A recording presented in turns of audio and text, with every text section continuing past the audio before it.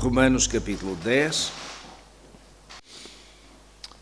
Vamos ler o capítulo inteiro, embora considerar só até o versículo 15. Mas os restantes versículos, para além do 15, também nos dão um contexto de continuidade. Romanos capítulo 10. Irmãos, o bom desejo do meu coração e a minha súplica a Deus por Israel é para a sua salvação. Porque lhes dou testemunho de que têm zelo de Deus, mas não com entendimento. Porquanto, não conhecendo a justiça de Deus e procurando estabelecer a sua própria, não se sujeitaram à justiça de Deus. Pois Cristo é o fim da lei para justificar a todo aquele que crê. Porque Moisés escreve que o homem que pratica a justiça que vem da lei viverá por ela. Mas a justiça que vem da fé diz assim: não digas em teu coração, quem subirá ao céu? Isto é, a trazer do alto a Cristo. Ou quem descerá ao abismo? Isto é, a fazer subir a Cristo dentre os mortos. Mas que diz? A palavra está perto de ti, na tua boca e no teu coração, isto é, a palavra da fé que pregamos. Porque se com a tua boca confessares a Jesus como Senhor, e em teu coração crês que Deus o ressuscitou dentre os mortos, serás salvo. Pois é com o coração que se crê para a justiça, e com a boca que se faz confissão para a salvação. Porque a Escritura diz: ninguém que nele crê será confundido. Porque não há distinção entre judeu e grego, porque o mesmo Senhor o é de todos, rico para com todos os que o invocam. Porque todo aquele que invocar o nome do Senhor será salvo. Como, pois, invocarão aquele em quem não creram? E como crerão naquele de quem não ouviram falar? E como ouvirão se não há quem pregue? E como pregarão se não forem enviados? Assim como está escrito: quão formosos os pés dos que anunciam coisas boas. Mas nem todos deram ouvidos ao Evangelho. Pois Isaías diz: Senhor, quem deu crédito à nossa mensagem? Logo a fé é pelo ouvir, e o ouvir pela palavra de Cristo. Mas pergunto, porventura não ouviram? Sim, por certo. Por toda a terra saiu a voz deles, e as suas palavras até aos confins do mundo. Mas pergunto ainda, porventura Israel não o soube? Primeiro diz Moisés: eu vos porei em ciúmes com aqueles que não são povo. Com um povo insensato vos provocarei à ira. E Isaías ousou dizer: fui achado pelos que não me buscavam. Manifestei-me aos que por mim não perguntavam. Quanto a Israel, porém, diz: todo dia estendi as minhas mãos a um povo rebelde e contradizente. E, meus irmãos, nós encontramos neste texto, sobretudo na primeira parte, duas justiças. E só para ilustrar, os irmãos lembram-se quando Jesus estava crucificado, ao seu lado tinha dois malfeitores que tinham sido sentenciados à pena de morte através da cruz por crimes cometidos, mas que um deles, na altura, refletiu, pensou e, em discussão com o outro, acabou por reconhecer que Jesus era, de facto, quem ele dizia ser, e voltou-se para Jesus e disse: lembra-te de mim quando entrares no teu reino. E a resposta de Jesus foi: ainda hoje estarás comigo no paraíso. E é interessante que reino e paraíso acabam por ser palavras com o mesmo significado. Mas ainda hoje estarás comigo no paraíso. Ainda hoje, ou ainda naquele dia, aquele homem teve a sua salvação, a salvação da sua alma. O corpo foi para a sepultura, naturalmente, mas a sua alma foi à presença de Deus. E reparem que ele tinha sido, em vida, um malfeitor. Alguém que cometeu um crime e pelo qual estava a ser punido. Por outro lado, os fariseus consideravam-se muito muito puros, muito certos, muito cumpridores da lei, muito cumpridores daquilo que Deus tinha determinado, e por isso mesmo a justiça de Deus tinha que ser favorável para eles, certo? Mas o que é certo é que Jesus disse que eles eram hipócritas, sepulcros caiados de branco. Por fora, uma aparência de santidade, de beleza, mas por dentro, o pecado podre estava lá. E nós temos exatamente aqui as duas justiças. A justiça humana, que fez com que aquele criminoso ou aquele malfeitor fosse condenado, mas a justiça de Deus para ele, que o absolveu e que lhe disse: ainda hoje estarás comigo no paraíso. E ao invés, os fariseus, que se consideravam tão puros, tão perfeitos, que consideravam que a justiça de Deus era para eles, acabam por ser rejeitados pela justiça de Deus. Diante dos homens eles eram impecáveis, mas diante da justiça de Deus foram condenados. E, meus irmãos, este é o dilema que nós encontramos aqui: a justiça dos homens ou a justiça de Deus? A justiça própria, isto é, como é que cada um de nós se julga e julga os outros, e como é que Deus nos julga a nós e aos outros. O apóstolo Paulo discorre aqui, digamos, sobre este tema, quando ele diz que: irmãos, o bom desejo do meu coração e a minha súplica a Deus por Israel é para a sua salvação. E isto, de certo modo, coloca o mote deste conjunto de versículos aqui. Ele está a falar da salvação. E, meus irmãos, está a falar da salvação de quem? De todos. Embora neste versículo seja particularmente a salvação dos judeus. Isto é, ainda que hoje, e resultado das palavras que o apóstolo Paulo escreve aqui, a salvação é para todos, Paulo estava preocupado com a salvação dos judeus. Porquê? Porque, de facto, os judeus eram um povo eleito, povo escolhido, através do qual veio o Salvador, certo? Mas um povo que iria seguir a justiça própria, não é? E vejam no verso 2. O verso 2 é interessantíssimo. Mostra, de facto, muito aquilo que era o empenho, a dedicação dos judeus. Porque lhes dou testemunho de que têm zelo de Deus, mas não com entendimento. O próprio apóstolo Paulo tinha zelo de Deus, não é? Foi por causa do zelo de Deus que Paulo acabou por perseguir os cristãos, não é? Foi com zelo, foi com determinação, pensando ele que estava a fazer bem, que estava a fazer um favor a Deus, que era aquilo que Deus pretendia, porque para ele Jesus não foi mais do que um impostor, do que um blasfemo, de alguém que não merecia crédito algum. E por isso mesmo Jesus já teve, digamos, a justiça dos homens, não é? Neste contexto, porque ele foi sentenciado à morte por ser um criminoso.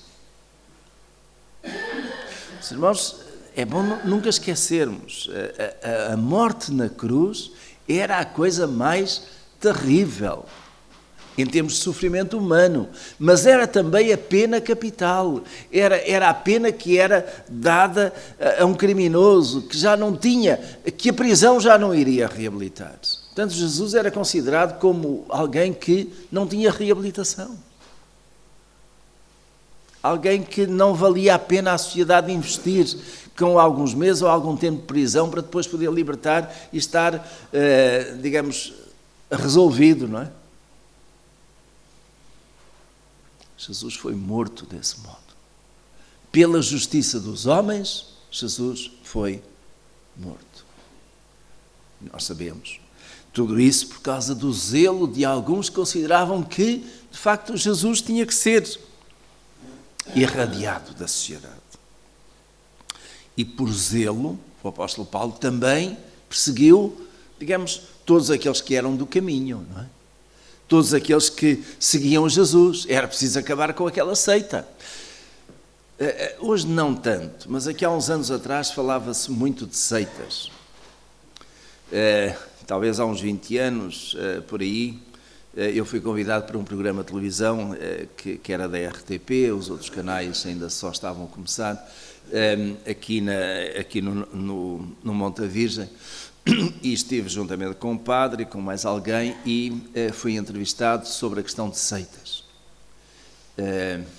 E naquela altura, as várias confissões religiosas ainda eram vistas muito deste modo como seitas. E houve a oportunidade para explicar que o próprio cristianismo, de onde veio também o catolicismo, começou por ser uma seita dos judeus. E seita é seita do caminho. E Paulo perseguiu porque era uma seita, exatamente. Então, o que é seita? Seita vem da palavra sectário. E um sectário é aquele que está num grupo e se separa desse grupo ou é contra esse grupo. Portanto, é uma facção. E uma facção que vai contra e que, de algum modo, se separa. Então, quando o cristianismo se separou do judaísmo, porque foi lá que nasceu, foi considerado uma seita. E os judeus, com o zelo que tinham, queriam acabar com essa seita. E, portanto, perseguiam tudo e todos que tivesse a ver com essa seita. E Paulo foi zeloso, não é? Mas há aqui uma expressãozinha, uma palavrinha no fim deste versículo 2, que mostra muito daquilo que eram as boas intenções da parte dos judeus que perseguiam, mas que o faziam sem entendimento. Paulo perseguiu sem entendimento, porque o entendimento dele era outro. Aqueles que eram de Israel e que, de facto, seguiam a Deus e procuravam a sua justiça, faziam-no também zelosamente, mas sem entendimento, não é?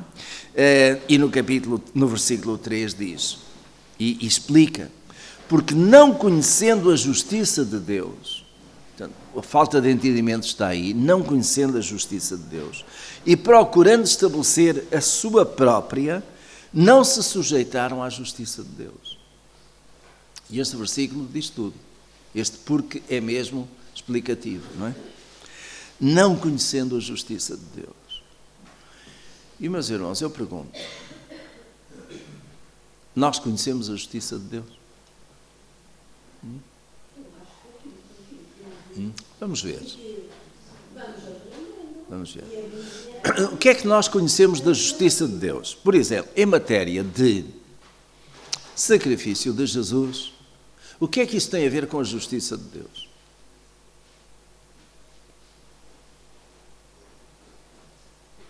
Jesus foi crucificado por engano, por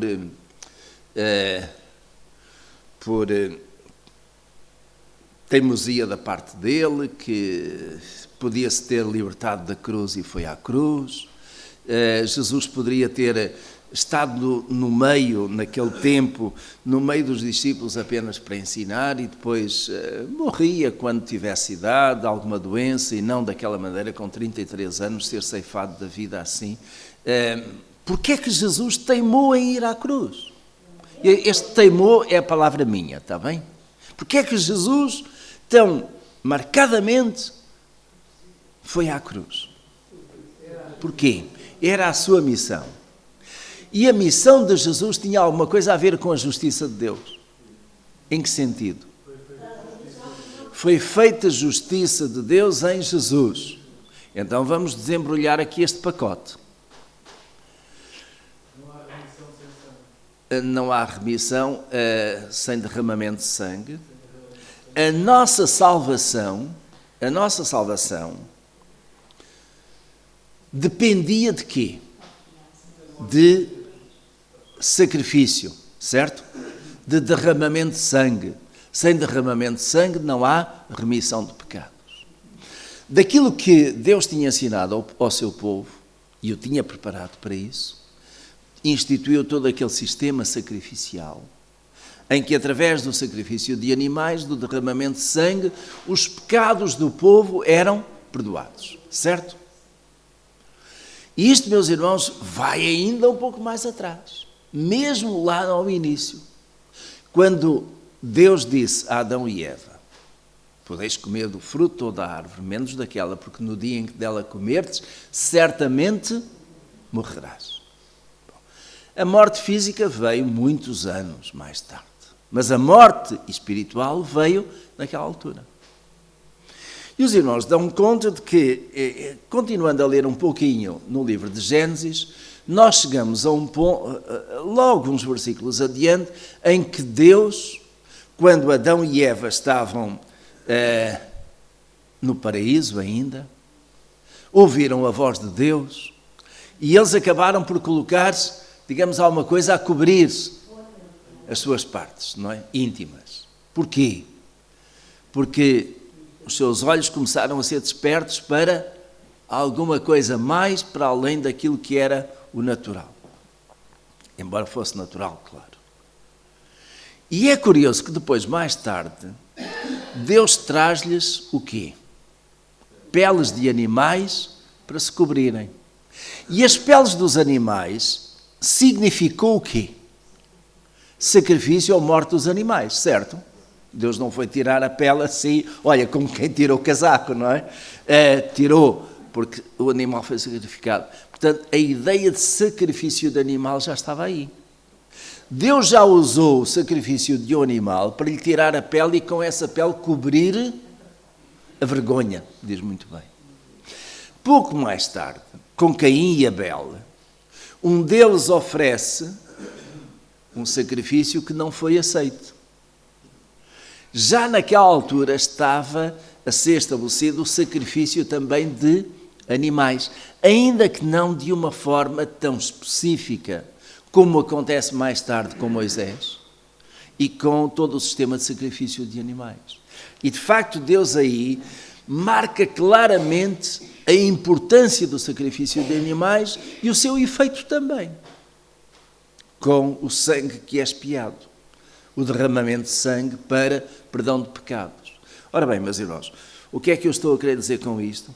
Que de facto a justiça de Deus, em vez de cair sobre o homem, sobre Adão, sobre os seus filhos e por aí fora, sobre Moisés e sobre outros, caiu sobre animais. E o sacrifício de animais, de certo modo, fez com que a justiça de Deus, em vez de cair no homem, caiu num substituto. Quando Cristo vem, é curioso, porque quando ele vem na direção de João Batista para ser batizado, a expressão que João Batista tem é claríssima neste aspecto de justiça de Deus. Eis o Cordeiro de Deus que tira o pecado do mundo. E Jesus estava ali como um homem. Mas já apontando para 3 anos depois, quando Jesus, na cruz do Calvário, iria ser verdadeiramente esse Cordeiro de Deus e, por causa do seu sacrifício, tirar o pecado do mundo. E isto, meus irmãos, é justiça. E é justiça que se aplica a nós, porquê? Porque, por causa do meu pecado, aliás, como Paulo diz na carta aos Romanos, o salário do pecado é a morte. Salário tem a ver com o quê? Com alguma coisa que se recebe como paga daquilo que nós fizemos, não é? Então, o meu salário, isto é, a minha retribuição pelo meu pecado, é a morte. Mas será que eu morro cada vez que peco? Oh, meus irmãos, todos nós já estaríamos mortos aqui 100, 500 vezes, não é? Mas a justiça de Deus tem que ser aplicada, certo? Porque Deus é justo. Mas não é aplicada em nós, é aplicada num substituto. E esse substituto quem foi? Jesus. Então, a justiça de Deus para os gentios antes de Cristo era aplicada em animais, que eram sacrificados, para que pela remissão pelo derramamento de sangue houvesse remissão de pecados.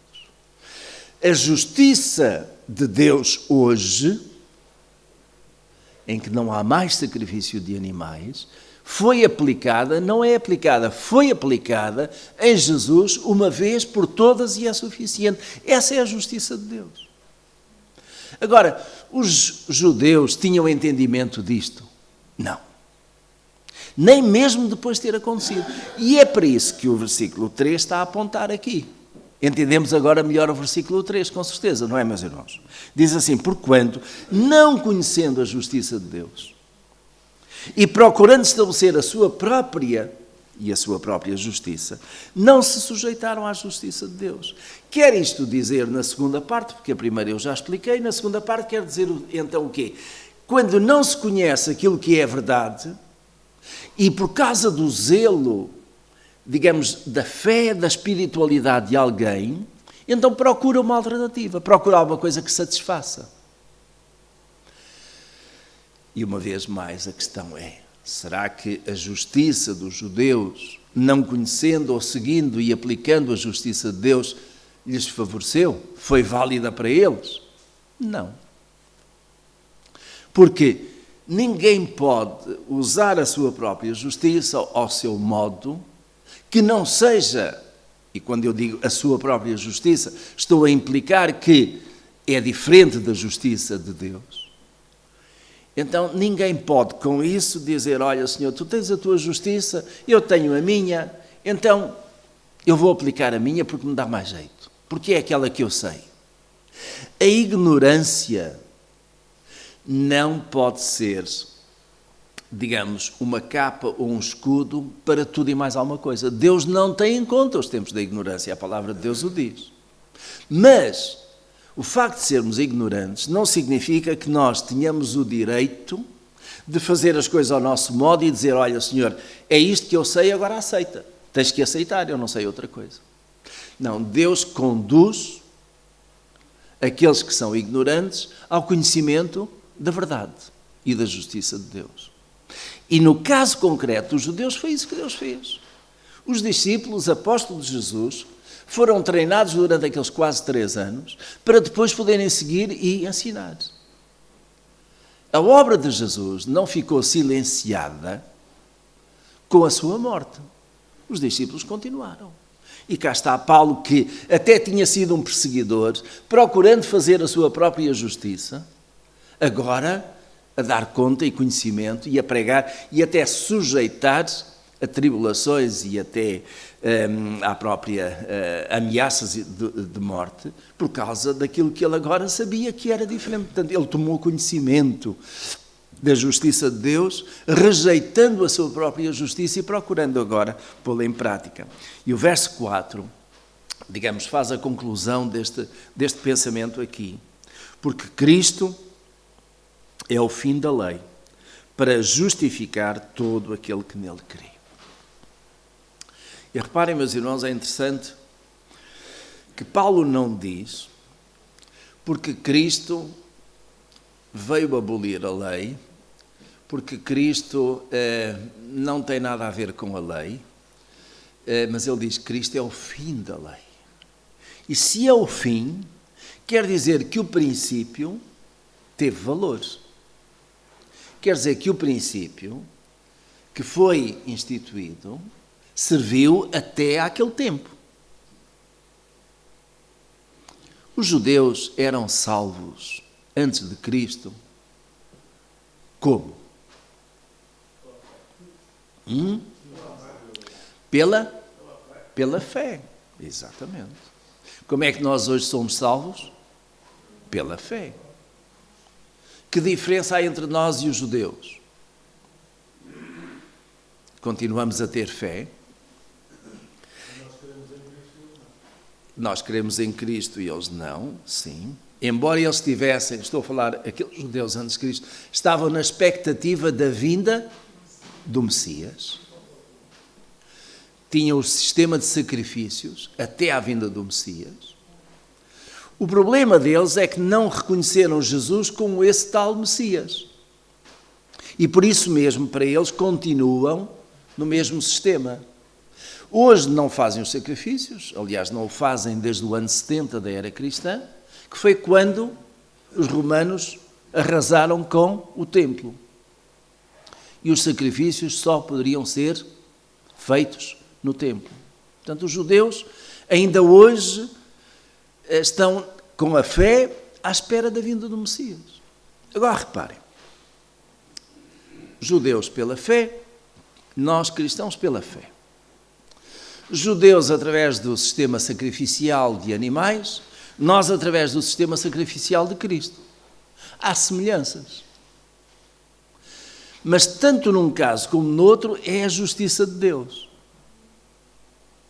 Só que os judeus pensavam que poderiam, e por exemplo hoje, desde o momento, porque os judeus hoje não têm mais o sistema sacrificial. Então como é que eles são salvos? Pela fé no Messias que há de vir, e os sacrifícios, onde é que estão? Não estão. Bom, então eles arranjam uma outra forma de algum modo contrabalançar isso. Não sei bem qual é, mas eles lá têm os seus sacrifícios na cabeça. Eles não podem sacrificar animal, mas estão na expectativa da vinda do Messias.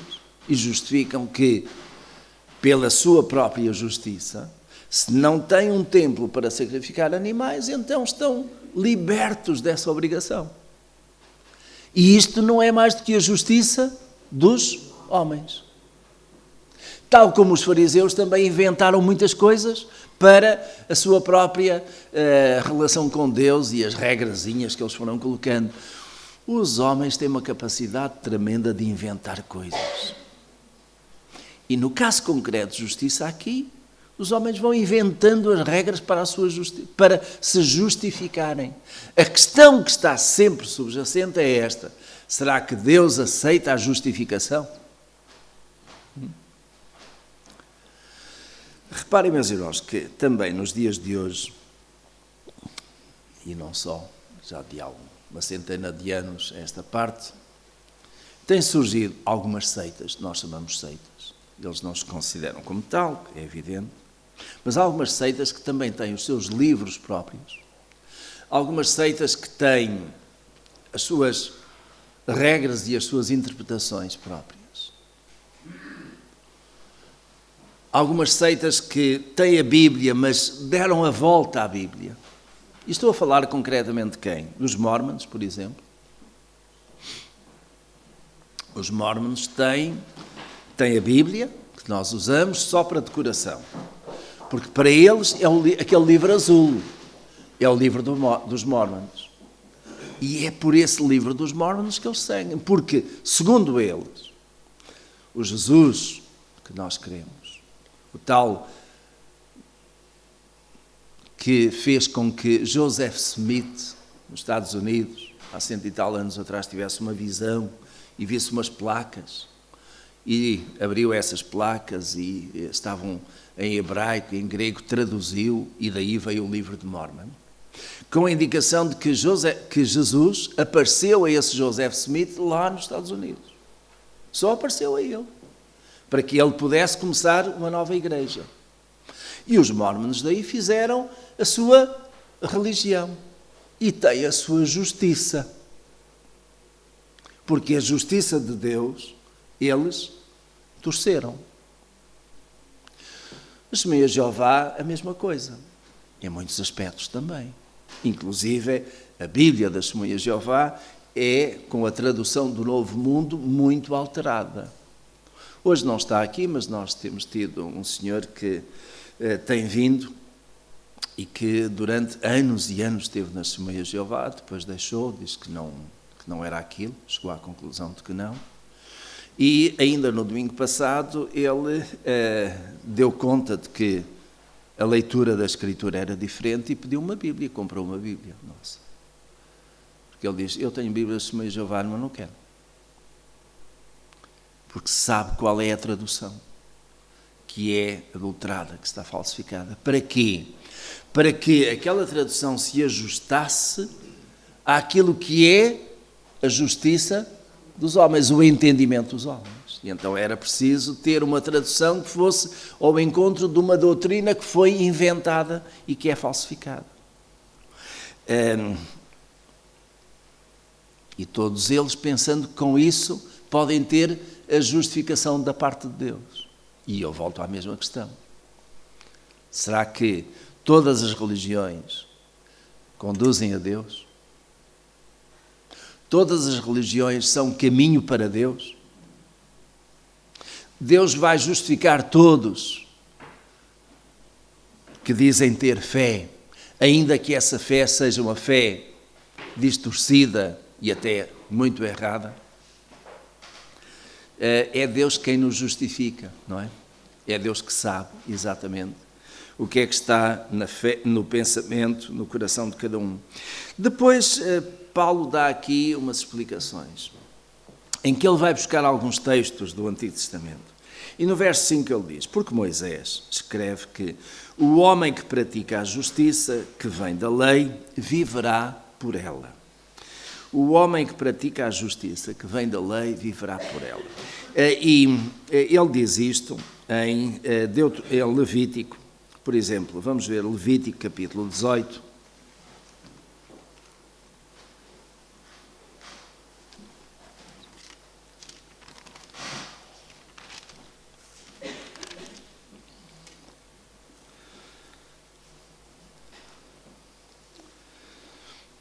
Versículo 5, talvez começando no versículo 4, mas Levítico capítulo 18, versículo 4. Os meus preceitos observareis e os meus estatutos guardareis para andardes neles. Eu sou o Senhor vosso Deus. Guardareis, pois, os meus estatutos e as minhas ordenanças, pelas quais o homem, observando-as, viverá. Eu sou o Senhor. E eu pergunto: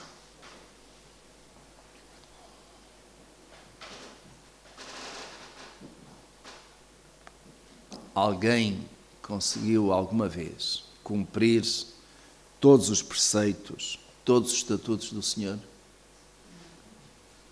Não? Só o Senhor Jesus. Isso significa então que Deus deu uma lei impossível aos homens. É isso? Não. Isso significa que a lei era imperfeita? Não. Procuramos a perfeição. Mas não alcançamos, não é? Mas como é que a Escritura diz então: quem observar a lei viverá? Vamos ver de novo verso 5. Guardareis, pois, os meus estatutos e as minhas ordenanças, pelas quais o homem, observando-as, viverá. E quem diz isso é o Senhor. Eu sou o Senhor. Portanto, é como quem diz: sou eu que eu digo. Então leia, por favor. Portanto, os meus estatutos e os meus juízos guardareis, pois o homem que os cumprir, por eles viverá. Sim. Para mim, isto quer dizer é que o viver viverá por eles. Quer dizer que os cumprir no dia a dia. Sim. Então, vamos deixar aí. Eu vou ler de novo Romanos capítulo 10, versículo 5. Porque Moisés escreve que o homem que pratica a justiça que vem da lei, viverá por ela. Não são as mesmas palavras, ipsis verbis, mas a ideia ou sentido é esse. O homem que viver por ela, ou que as cumprires, que as observares, viverá. Isto significa, meus irmãos, alguma coisa. Vamos procurar tirar, digamos, o sentido disto. Em primeiro lugar, tudo aquilo que Deus faz é bem feito. A lei de Deus é perfeita. E partindo destes pressupostos, nós chegamos à nossa parte. O homem que observares, todo aquele que observares os mandamentos e os preceitos do Senhor, sabe que está a fazer alguma coisa que é perfeita, que é reta, que é o melhor, que emanou de Deus. E por isso mesmo, não há nada melhor, mais verdadeiro, mais puro do que isso. Mas a questão é: o homem consegue cumprir? Não consegue. Falhar? Exatamente.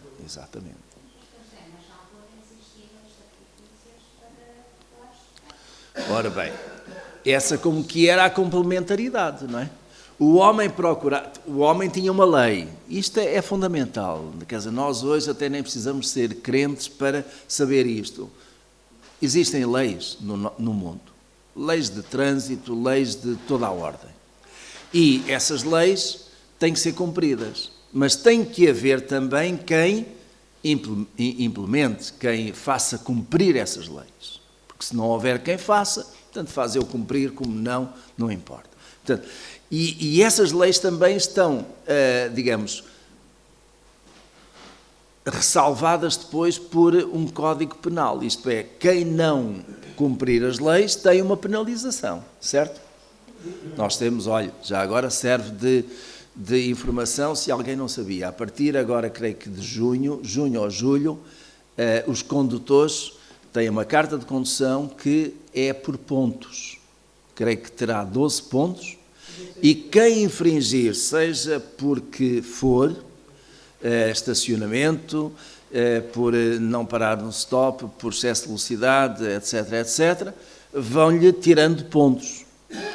E quando chegar àquela situação em que tem só 3 ou 4 pontos, tem que fazer exame, tem que tirar uma nova carta, porque perdeu ou está ali no limite, não é? Portanto, agora não é só pagar a multa. Fica sem pontos, isso pode significar que fica sem carta, inibido de conduzir. Portanto, atenção a isso, porque já não é só o pagar a multa. Pronto, eu pago a multa e está... Não, isso vai sendo contabilizado. Lá está. É um código que tem implicações e essas implicações têm penalizações, se não for cumprido. No nosso caso, aliás, os judeus, em relação à lei, sabiam que a lei era perfeita, era aquilo que se não cumprissem teriam penalizações. Bom, mas é como a irmã diz, como é que eles resolviam esse problema das penalizações? Através do sacrifício de animais. E, ainda assim, aquela era a lei que eles tinham e que se a cumprissem ou procurassem cumprir ao máximo, eles viveriam por ela. Porque lá está, era a questão da fé. Eles acreditavam que aquela era a lei de Deus e procuravam cumprir a lei de Deus.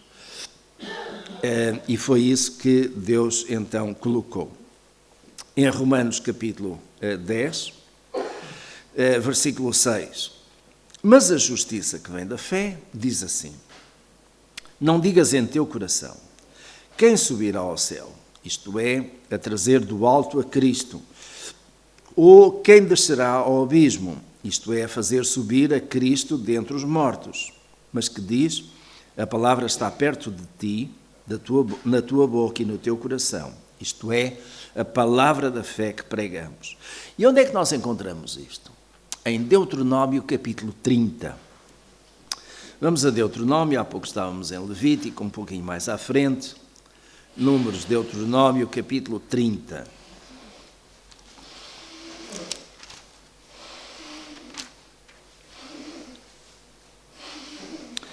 Versículos 12 em diante. Deuteronômio capítulo 30.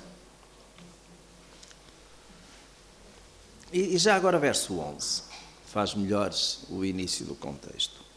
Deuteronômio capítulo 30, versículo 11 até ao 15. Porque este mandamento que eu hoje te ordeno não te é difícil demais, nem tampouco está longe de ti. Os irmãos estão a ver os tais mandamentos, os preceitos, a lei? Não te é difícil, nem está longe demais. Isto é, se houver um esforço significativo, é possível cumprir com os 10 mandamentos. Jesus fê-lo, embora Jesus tivesse a perfeição intrínseca, não é? Nós, se fizermos um esforço significativo, conseguiremos cumprir os 10 mandamentos. Mas é um esforço grande. Mas reparem aqui, a Escritura diz, não está longe de ti, isto é, não é impossível. É possível alcançar, mas requer muito esforço, muita dedicação. Agora, verso 12, em relação a isto. Não está no céu para dizeres, quem subirá por nós ao céu e nulo trará e nulo fará ouvir para que o cumpramos. Nem está além do mar para dizeres, quem passará por nós além do mar e nulo trará e nulo fará ouvir para que o cumpramos. Mas a palavra está muito, muito perto de ti, na tua boca e no teu coração para a cumprires. Vê que hoje te pus diante de ti a vida e o bem, a morte e o mal. E estas são as opções. ou vida ou morte, ou bem ou mal. Está diante de ti. E Deus diz isto a Moisés, e Moisés transmite ao povo, porque Moisés iria sair do seu meio em pouco tempo e quer deixar bem claro diante do povo aquilo que é a lei de Deus. Não esperes que venha do céu, não esperes que venha de além do mar, ela está aí, não é? Verso 14, mas a palavra está muito perto de ti, na tua boca e no teu coração, para a cumprires. Voltando a Romanos, então, Paulo faz esta citação destes textos. E Romanos capítulo 10, agora versículo 8, mas que diz, a palavra está perto de ti, na tua boca e no teu coração. Isto é, a palavra da fé que pregamos, está aí. Não é? E o verso 9 tem um dos versículos mais extraordinários. Porque se com a tua boca confessares a Jesus como Senhor e em teu coração creres em Deus, crês que Deus o ressuscitou dentre os mortos, serás salvo. E meus irmãos, podem fazer esta pergunta a alguém. Você sabe o que é preciso para ser salvo? Simples. Não é preciso ir a Fátima, não é preciso ir a Meca, não é preciso ir a Jerusalém. É preciso isto. Com a tua boca confessares a Deus, confessares a Jesus como Senhor e em teu coração crês que Ele ressuscitou de entre os mortos. Então, meus irmãos, estes dois aspectos, crer que e confessar que Jesus é Senhor. Não é isto que Paulo também diz na carta aos Filipenses, no capítulo 2, se com a tua boca que toda a língua confessará que Jesus é Senhor. Ele foi exaltado e toda a língua confessará que Jesus é Senhor e ao nome de Jesus se dobrará todo o joelho. Então é com a minha boca que eu faço confissão, mas é com o coração que eu creio. E reparem exatamente estes dois órgãos que nós temos, boca e coração, que são essenciais aqui para que Deus declare a nossa salvação. Com a boca eu confesso, Jesus é Senhor. E eu submeto-me ao senhorio de Cristo. E com isso eu submeto-me a quê? A cumprir os seus mandamentos e ensinos, a guardar as suas palavras, a seguir aquilo que Ele ensinou. E com o coração eu creio que Deus é todo-poderoso, foi todo-poderoso para ressuscitar Jesus de entre os mortos, vencendo a morte que é o maior inimigo. E a morte que é consequência direta de quê? Da minha desobediência. Então a justiça de Deus foi aplicada em Jesus e eu creio e aceito isso e confesso que Jesus é Senhor. Verso 10, pois é com o coração que se crê para a justiça e com a boca se faz confissão para a salvação. E de novo ele enfatiza isto, com o coração se crê para a justiça. E com o coração eu creio na justiça de Deus e creio que a justiça de Deus foi aplicada em Jesus, em meu lugar. E é por isso que os teólogos também chamam que a morte de Cristo foi uma morte vicária. Vicária, que significa substituta. Cristo morreu em meu lugar. Aquele lugar era meu. Cristo morreu. Então a morte de Jesus foi vicária, isto é, foi substituta, foi em meu lugar. E por isso mesmo, a justiça de Deus é aplicada a mim por causa daquilo que Cristo fez. E eu creio nisso. Porque com o coração se crê para a justiça e com a boca se faz confissão para a salvação. Meus irmãos, próximo domingo, se Deus quiser, vamos continuar. Não terminamos este capítulo, mas penso que ficou suficientemente esclarecido, não?